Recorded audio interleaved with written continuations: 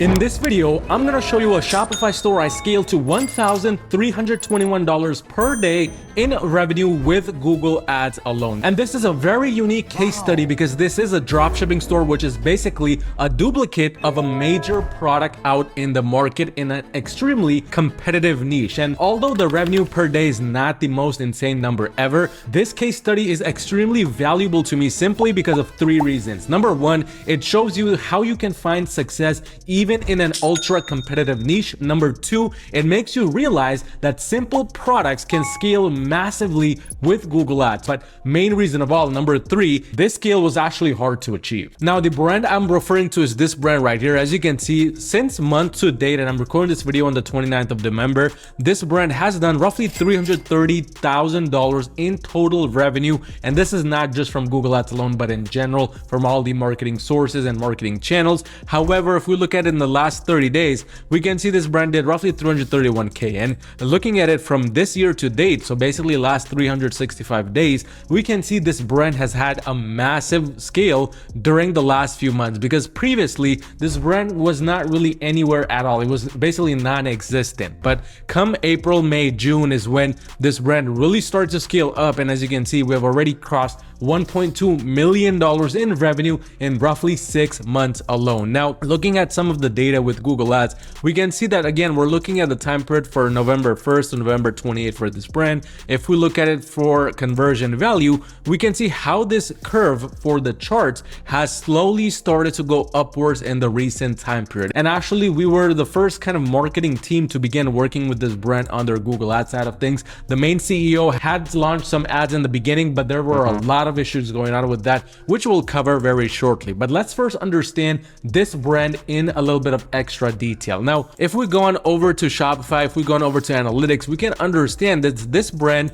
is actually not a high ticket brand at all. It's more on the mid ticket side because the average order value is roughly $164. If we look right here, the conversion rate of the website was not the best as well. It's a fairly common Shopify theme. It's the debut theme. So there's really nothing too crazy going on here in terms of the website or even the product itself. If we scroll down now, we can see that there's really only one major product driving majority of the sales. This got over 1,000 sales, and then the rest of the products are more of like upsells and downsells and so on and so forth. But here's the interesting thing. If we look at sales by social source, we can see a lot of sales that this brand was getting was coming from things like Facebook, Instagram, even YouTube ads, because that's what we were doing once we started running Google Ads for them. But the rest of the sales have been coming from Google during this time period, more or less via organic traffic or via Google search campaign, shopping, so on and so forth. But one thing that was really crucial in the beginning was the break-even return on ad spend for this brand. Now, with this brand,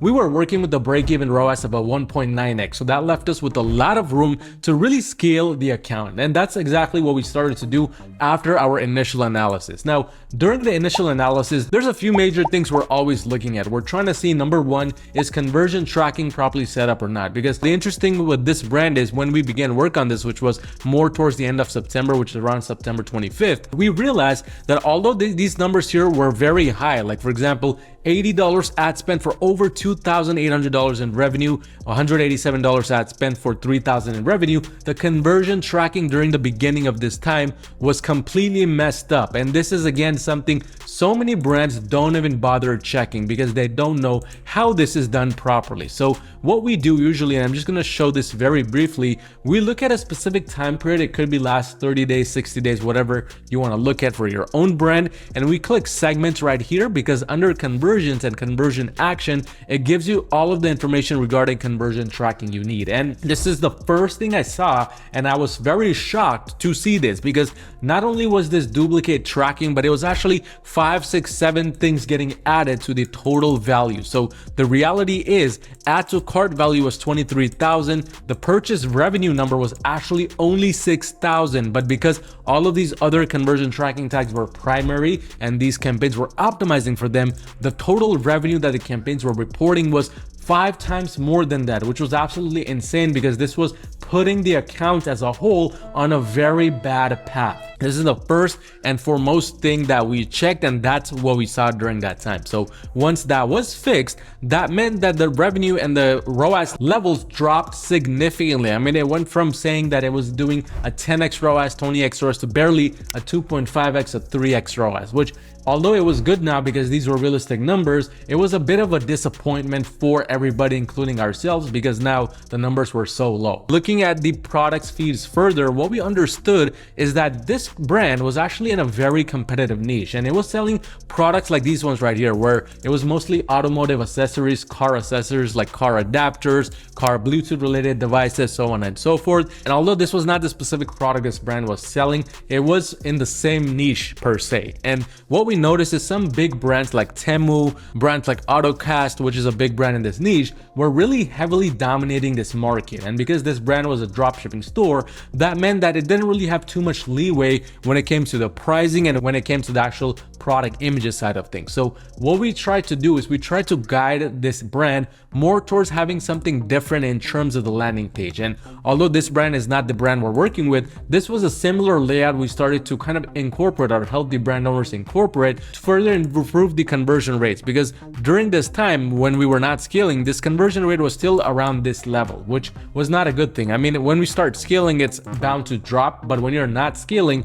this should be more closer to 1, 2, 3%. What we did is we tried to incorporate a more of a custom landing page feel, where right below the pricing, there were different things related to the product. There were also custom trust badges. Now, this brand does not have custom trust badges. For the brand we're working with, we incorporated more of the custom trust badges to really make the brand seem different. We also incorporated more upsells and downsells to improve that AOV from $130 to $140 to now what it's at, which is $160. But below that, everything was fairly basic, straightforward, just a very simple description with the product's information in there, certain kind of things that the product helps with, certain images, GIFs, videos, etc. Because the main goal of a landing page is to, number one, be interactive, number two, be professional, and number three, make the user want to proceed onto the next step, which is onto the add to cart page. But that's exactly what this kind of sample website did right here, and that's also what we ended up incorporating for our landing page. But just having the right landing page was not enough, because now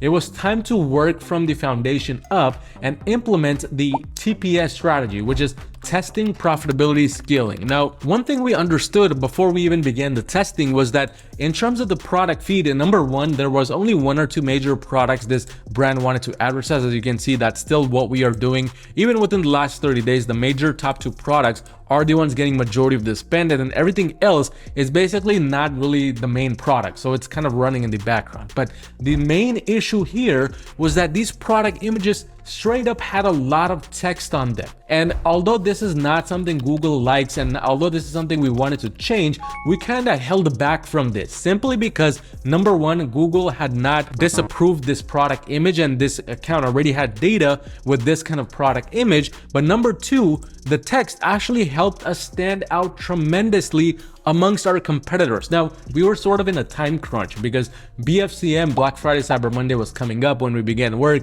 It was almost the main season, and we did not want to just go in and start testing brand new from scratch. So we kind of went with what was already happening. We let the text run, and to our surprise, this text led us to having much higher CTRs than the industry average, which in this industry, the average CTRs are 0.20 to 0.30%. But the number one thing I noticed when we initially began work was that majority of the ad spend was just going towards this one major product right here, and nothing else was getting tested. And with Google Ads, one thing you want to understand is the more products you're testing, the better it is, because you don't rely on just one product anymore to get you sales, and it's going to consistently start boosting up the revenue if you have other things going on. And the interesting thing is, this brand had a lot of bundles going on in terms of the products, where the main product was bundled up with a lot of other things, and that's what we kind of introduced more of the focus towards in the last 30 to 60 days. As you can see, these other products that are bundled products are actually starting to get a lot more traffic and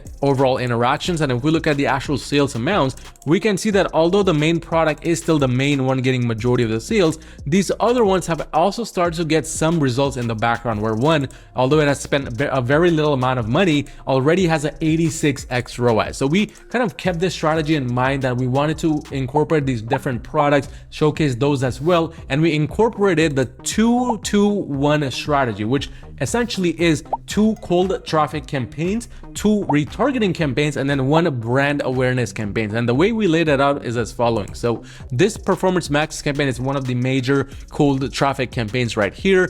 This one also is a major Performance Max campaign, which we recently launched, but that's something we just started doing for the scaling phase. The one that was running during the initial time period was this cold traffic campaign right here, which was a search campaign, but it was for all the products. So we were targeting individual keywords, going after each specific product, and as a result, this was actually doing really well. So these were the 2 cold traffic campaigns. Then we had the retargeting campaigns going on, which is this one right here, along with this one. This second one was more of a catch-all campaign where we were running it at a very low bid because we wanted to just capture all the potential lost sales. And then finally, the one in the 2-2-1 strategy was a brand search campaign, which is this one right here, which is pretty self-explanatory. It was running in the background. Now, we also wanted to add a little bit of more brand awareness, which this display campaign technically is for brand awareness along with retargeting, as well as doing both things at once. But all these campaigns, the main goal was to get traffic and get profitable traffic fast, which is exactly what started to happen. If we go back to the campaigns level,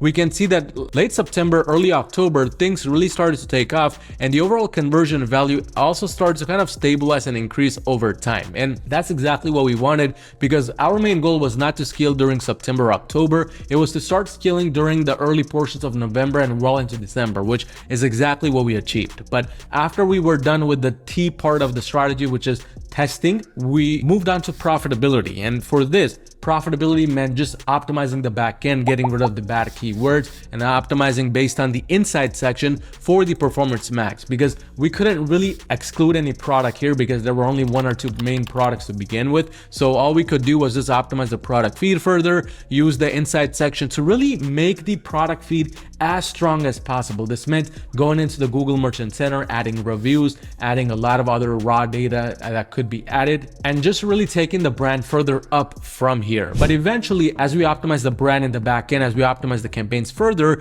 things started to progress forward. And it was during this time when the revenue was going up without us even scaling the budget that we understood it was time to scale. And scaling meant that we had to do 2 separate strategies here. The first strategy is vertical scaling, where we had to go in and individually increase the budgets of the campaigns doing well. And the second way was horizontal scaling, where we actually began scaling by adding these other campaigns, which now we have 3 different campaigns running for different countries. So horizontal scaling across multiple different countries. And that's essentially how we're taking this brand step by step from zero, from barely getting any sales, and now scaling way beyond the expectations to $13,000 a week in revenue. And in just a month's time, the brand should be upwards of $100,000 and more per month in revenue. I know this because this is one of the main strategies we're incorporating across multiple different brands under my Google Ads agency or marketing, and scaling them to the next level, which, by the way, if you're doing $40,000 or more per month in revenue, you need just a little bit of extra help scaling your brand to the next level, go onto my website at yourmarketing.com and schedule a free call with me to see how we can essentially work together and make that happen. But I want you to check out this video right here that I did earlier in 2023 on my top 5 best PMax campaign strategies that still work right now and will be working well into 2024.